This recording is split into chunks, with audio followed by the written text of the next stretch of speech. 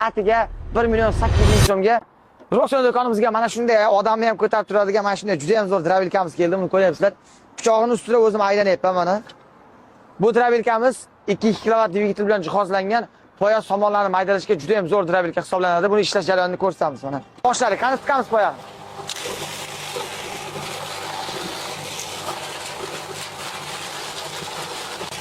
Endi somonni tashlaymiz.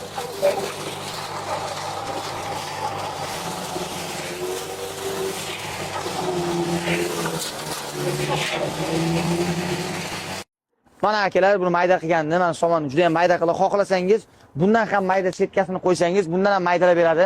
Bu drabilkamiz juda ham sifatli, original qora pichoqli, 5 ta 10 ta molotovli drabilka hisoblanadi.